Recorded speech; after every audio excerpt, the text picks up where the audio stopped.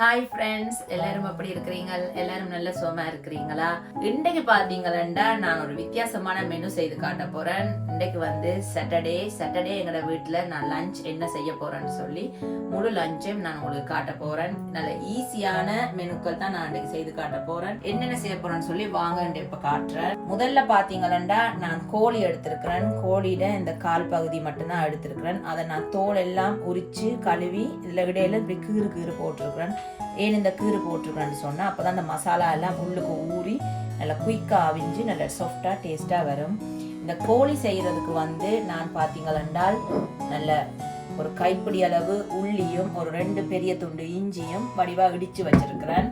அதுக்கு பிறகு பாத்தீங்கன்னா ஒரு 2 கைப்பிடி அளவு கொத்தமல்லியிலேய நல்ல குட்டியா வெட்டி வச்சிருக்கிறேன். அதோட ஒரு நல்ல பெரிய வெங்காயம், எனக்கு கண்டு பார்த்தா நல்ல ஒரு பெரிய வெங்காயம் மாட்டு பட்டிச்சுது. அப்ப அதை அப்படியே நான் இந்த கோழிக்காண்டி நல்ல நீட்டா வெட்டி வச்சிருக்கிறேன். அதோட பாத்தீங்கன்னா ஒரு 5-6 பச்சை மிளகாய். அதுக்கு பிறகு இந்த பர்பிள் கலர் வெங்காயம் என்னத்துக்கு தேவைன்னு சொல்லி நான் இப்ப சொல்றேன். அது கோழிக்கு இல்ல, அது இன்னொரு ஐட்டத்துக்கு தான். இப்ப இதெல்லாம் வந்து இந்த கோழி செய்யறதுக்கு, அந்த கோழிக்கு அதோட பாத்தீங்கன்னா கொஞ்சம் தக்காளி பழமும் வெட்டி வச்சிருக்கேன். இவ்வளவும் கோழி செய்ய தேவையான பொருள். அடுத்தது பாத்தீங்கன்னா 2 கத்தரிக்காய் எடுத்திருக்கேன். இன்றைக்கு இந்த 2 கத்தரிக்காயில நான் ஒரு வித்தியாசமான ரைத்தான்னு சொல்லலாம், ஒரு சம்பல் சொல்லலாம், ஒரு குயிக்கான டேஸ்டான ஒரு சம்பல் செய்து காட்ட போறேன். அதுக்கு பாத்தீங்களா யோகட். இந்த யோகட் வந்து இனிப்பு இல்லாத யோகட். நான் வந்து ஃபேட் ஃப்ரீ எடுத்திருக்கிறேன். அதுக்கு தான் நான் இந்த பர்பிள் கலர் வெங்காயம் எடுத்து வச்சிருக்கிறேன். பிறகு நான் இதை எப்படி வெட்டி இதுக்குள்ள போட்டு மிக்ஸ் பண்றேன்னு சொல்லி நான் உங்களுக்கு காட்டுறேன். அதுக்கப்புறத்து பாத்தீங்கன்னா இந்த 2 மெனுக்குமே நல்ல டேஸ்ட் கொடுக்கக்கூடியது அன்னாசி. இந்த அன்னாசியில ஒரு சிம்பிளான ஒரு சம்பல் உங்களுக்கு நான் எப்படி என்று செய்து காட்ட போறேன். இன்றைக்கு இந்த மெனுவுக்கு நான் எடுத்திருக்கிறது வந்து பாசுமதி அரிசி.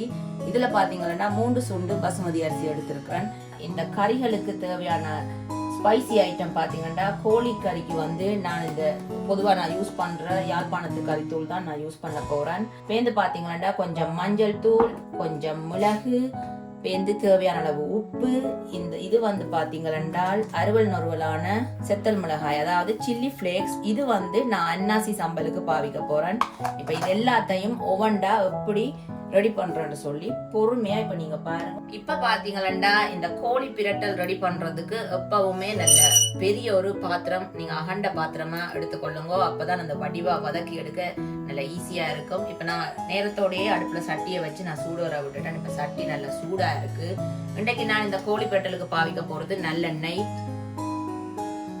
நல்லெண்ணெய் வந்து கொஞ்சம் தாராளமா விடுங்க, என்னென்ன பிரச்சனை இல்லை. என்னது எண்ணெய்ன்றபடியா உடம்புக்கு ஒரு பாதிப்பும் இல்லை.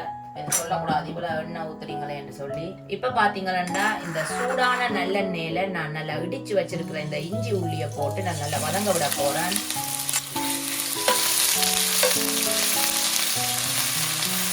இஞ்சி உள்ளி ஓரளவு வதங்கிட்டுது. இப்ப இந்த டைம்ல நான் இந்த வெட்டி வச்சிருக்கிற வெங்காயத்தை போட்டு வதக்க போறேன்.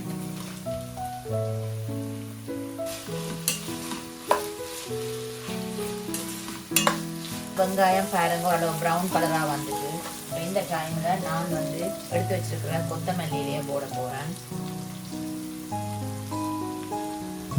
இந்த கொத்தமல்லியை போட்டு ஒரு கொஞ்சம் வதங்க விடுங்க. அப்பதான் அந்த நல்ல ஒரு வாசம் வந்து வரும்.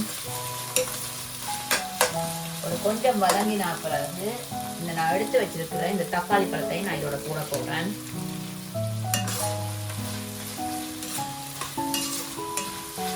தக்காளி பழம் போட்டு ஒரு கிளறினதும் இப்ப நான் அந்த கோழிக்கெல்லாம் சேர்த்து தேவையான அளவு உப்பு போட போறேன். உப்பு போட்ட பிறகு அதோட நான் என்ன சேர்க்கொண்டா தேவையான அளவு மிளகாத்தூள் போட போறேன், அதாவது கறி மிளகாத்தூள். உங்களோட காரத்துக்கு ஏற்ற மாதிரி நீங்க போடுங்க. ஒரு 4-5 கரண்டி போட்டுருக்குறேன். இப்ப இது எல்லாத்தையும் நல்லா வதங்க விடணும். இது ஒரு 5-10 நிமிஷம் நல்லா வதங்கட்டுக்கும். இப்படியே மூடி ஒரு 5-10 நிமிஷம் இந்த தூள் மணம் போறதுக்கு நான் வதங்க விட போறேன். இப்ப வாங்க இந்த நான் போட்ட எல்லாம் அப்படி வதங்கி இருக்குன்னு பார்ப்போம்.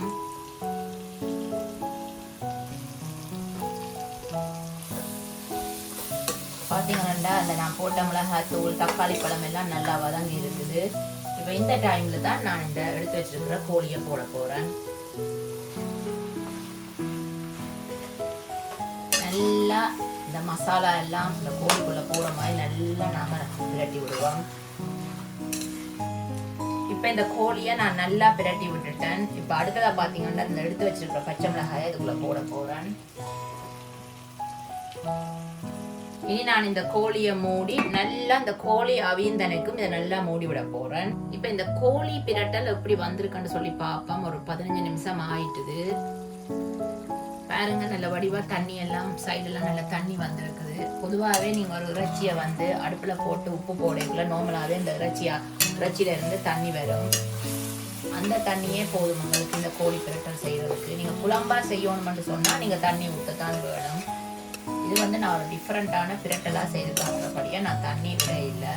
இப்ப இதை நான் வந்து இன்னும் ஒரு 15 நிமிஷம் அப்படியே மூடி நல்லா பிரண்டு வர விட போறேன். அப்படியே மூடி விடுவா. இன்னொரு 15 நிமிஷம் வெயிட் பண்ண. இப்ப இந்த கோழி கறி வந்து ஒரு 15ல இருந்து 20 நிமிஷம் நான் திரும்ப மூடி அவிய விட்டேன். நான் இப்ப அது எப்படி வந்திருக்குன்னு சொல்லி பார்ப்போம். நல்ல பாருங்க, நல்ல எண்ணெய் எல்லாம் பேந்து சும்மா அந்த மாதிரி கோழி கறி வந்திருக்கிற பாருங்கோ. நல்ல அளவான தண்ணியோட நான் தண்ணி ஊற்றல. நல்ல அளவான தண்ணி, ஆக குழம்பாயும் இல்லாமல் ஆக காஞ்ச பிரட்டலாயும் இல்லாமல் கொஞ்சம் இந்த நீங்கள் ஊற்றி சாப்பிடக்கூடிய அளவுக்கு நல்ல இந்த மசாலாக்களும் இருக்கிற மாதிரி ரெடி ஆகி இருக்கு. இவ்வளவு தான் ஃப்ரெண்ட்ஸ். இப்ப இந்த கோழி பிரட்டல் ரெடி ஆயிட்டு.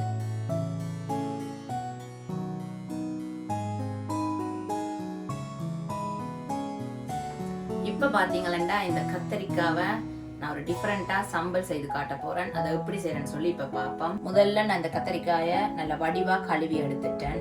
இப்ப அடுத்ததா இதை வந்து ஒரு முள்ளு கரண்டி எடுத்து லைட்டா குத்தி விட போறேன். என்னடா கத்தரிக்காய்க்கு நான் முள்ளு கரண்டியெல்லாம் குத்துறேன், அப்படி என்ன செய்ய போறேன்னு சொல்லி யோசிக்காதீங்க. இது சரியான ஈஸி, நல்ல டேஸ்டாயும் இருக்கும்.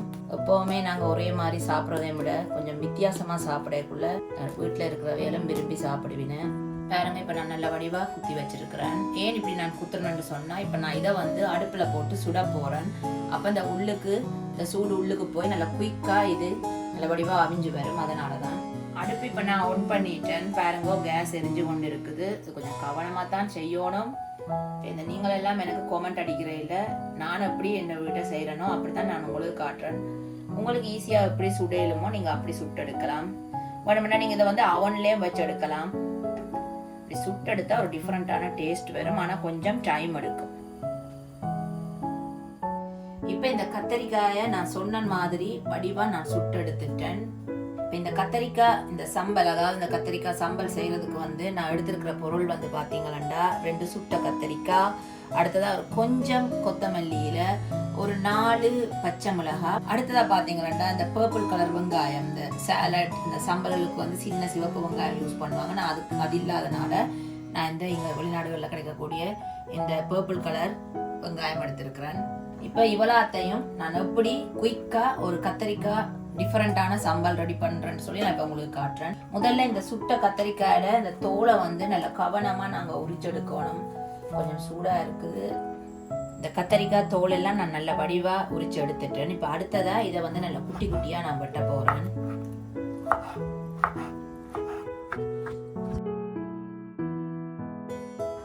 கத்தரிக்காய்,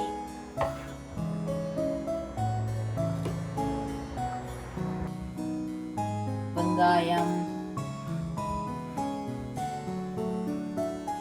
கொத்தமல்லி,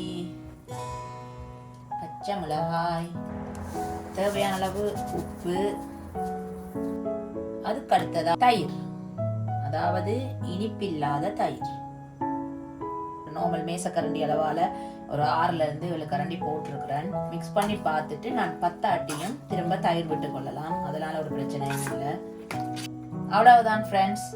அழகான ஒரு வித்தியாசமான கத்திரிக்காய் சம்பல், கத்திரிக்காய் ரைத்தா நீங்க அப்படியும் சொல்லலாம். சும்மா சூப்பரா இருக்கும். நீங்க எப்பவுமே ஒரு இறைச்சி கறி செய்யக்க இந்த மாதிரி டிஃபரெண்டா செய்து சாப்பிட்டு பாருங்க, நல்லா இருக்கும். ஒரே சேம் மெனு செய்யாம இந்த மாதிரி டிஃபரெண்டா செஞ்சா கொஞ்சம் சாப்பிட்றவங்களுக்கும் வித்தியாசமா இருக்கும்.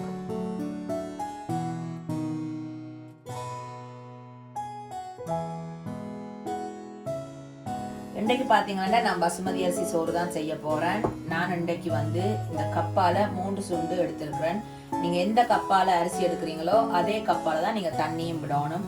அதாவது 3 சுண்டு அரிசி என்று சொன்னா 3 சுண்டு தண்ணி. இது வந்து பசுமதி அரிசிக்கு தான் இந்த அளவு, மற்ற அரிசிகளுக்கு வேற ஒரு அளவு வரும். இப்ப முதல்ல வந்து நான் இந்த அரிசியை நல்லா ஒரு 3-4 தண்ணீரை வடிவா கழுவிட்டு வந்து நான் தண்ணி விட்டு அப்படி அவிய விடுறேன்னு சொல்லி உங்களுக்கு காட்டுறேன். நான் சொன்ன மாதிரி இந்த அரிசி வந்து நான் 4 தடவை நல்லா கழுவிட்டு நல்லா ஒரு கொஞ்சம் கூட தண்ணி இல்லாம எடுத்துட்டு அதுக்கு பிறகு 3 சுண்டு தண்ணி விட்டுருக்குறேன். நான் எந்த சுண்டால அரிசி எடுத்தனோ அந்த சுண்டால 3 சுண்டு தண்ணி விட்டுருக்குறேன். இப்ப இதுக்கு நீங்க தேவையான அளவு உப்பு போட்டுக் கொள்ளலாம். அதோட நான் வந்து சும்மா சாட்டர்டே சண்டேல சமைக்கிறதா இருந்தா கொஞ்சம் சிக்கன் கறி அந்த மாதிரி டிஃப்ரெண்டா செய்யறதா இருந்தா நான் எப்பவுமே கொஞ்சம் இந்த பசுமதி அரிசிக்கு நான் கொஞ்சம் பட்டர் போடுவேன். அப்ப இன்னும் கொஞ்சம் டேஸ்டா இருக்கும். சில பேர் வேணா நெய்யும் போடலாம். ஒரு சின்ன துண்டு பட்டர் போட்டிருக்கிறேன். இப்ப உப்பும் போட்டாச்சு. இப்படியே இதை வந்து நான் ரைஸ் குக்கர்ல தான் அவிய விட போறேன்.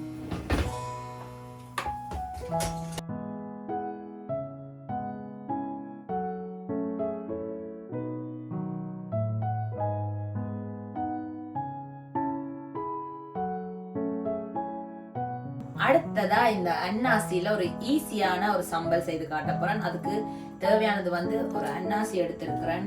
அதுக்கு பிறகு பாத்தீங்களா அந்த முழு மிளகு இருக்குத்தானே, அதுல நான் எனக்கு என் வீட்டுக்கு எவ்வளவு உரைப்பு தேவையோ அதுக்கு ஏற்ற மாதிரி ஒரு 10 மிளகு எடுத்து லைட்டா குத்தி வச்சிருக்கிறேன். நல்ல பவுடரா அடிக்காம கொஞ்சம் அறுவல் நொறுவலா இதை அடிச்சு வச்சிருக்கிறேன். அதோட தேவையான உப்பு, ஒரு கொஞ்சம் மஞ்சள் தூள் போட போறேன்.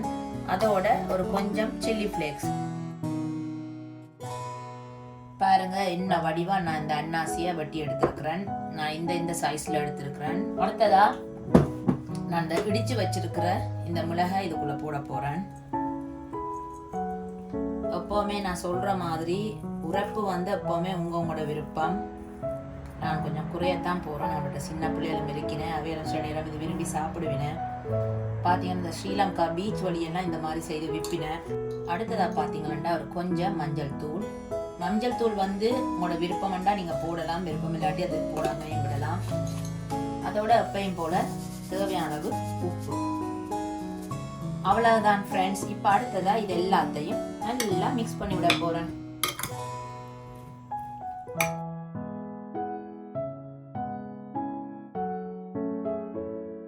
பாத்தீங்களா நல்ல சூப்பரான அன்னாசி சம்பல் ரெடி ஆயிட்டு.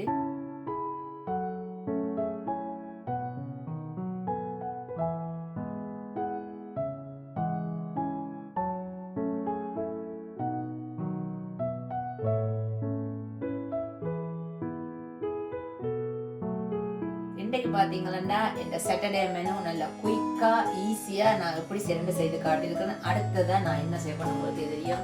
நல்ல சுட சுட சோறு ரைஸ் குக்கர்ல ரெடியா இருக்குது. ஒரு கொஞ்சம் பசுமதி சோறு பாருங்க. சும்மா சோறு வந்து சும்மா பூ மாதிரி இருக்கு. ஒன்றோட ஒட்டாமல் நல்ல தண்ணி எல்லாம் நல்ல அளவா விட்டதுனால எல்லாம் நல்ல அளவா அவிஞ்சு வந்திருக்குது. அடுத்ததா இந்த கத்தரிக்காய் சம்பல். அடுத்ததா நல்ல ஒரு துண்டு கோழிக்கால், கொஞ்சம் போல குழம்பு. அடுத்ததா பாத்தீங்கன்னா அன்னாசி. பாருங்க ஃப்ரெண்ட்ஸ், இதுதான் என் சாட்டர்டே மெனு. பொதுவா வந்து சாட்டர்டே சண்டேல நான் இந்த மாதிரி டிஃப்ரெண்டா தான் மெனு ரெடி பண்ணுவேன். குயிக்கா ஒரு கொஞ்சம் கறிகளோட சாப்பிடவும் நல்ல டேஸ்டா இருக்கும். இப்ப பாத்தீங்கன்னா நான் இதை சாப்பிட்டு எப்படின்னு உங்களுக்கு சொல்ல போறேன். முதல்ல கொஞ்சம் இந்த கத்திரிக்காய் சம்பல் சாப்பிட்டு பார்ப்போம். அடுத்ததா கொஞ்சம் இந்த கோழி மசாலா அப்படி வந்திருக்கண்டு நான் டேஸ்ட் பண்ணி பார்த்துட்டு உங்களுக்கு சொல்றேன்.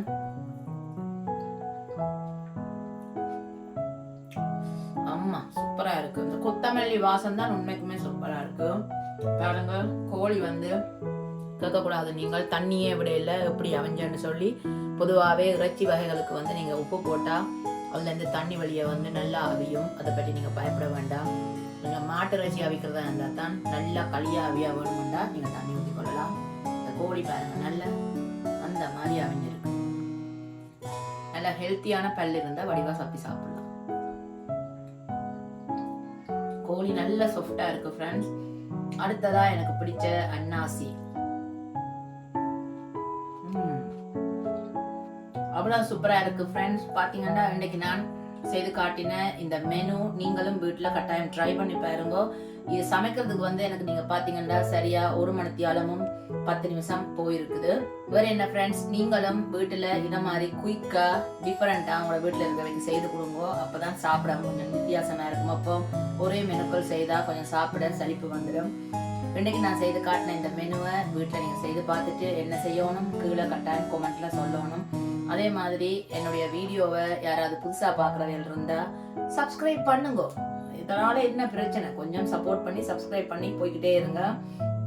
அப்போதான் எனக்கும் வித்தியாசமான வீடியோக்கள் போட கொஞ்சம் இன்ட்ரெஸ்ட் வரும்.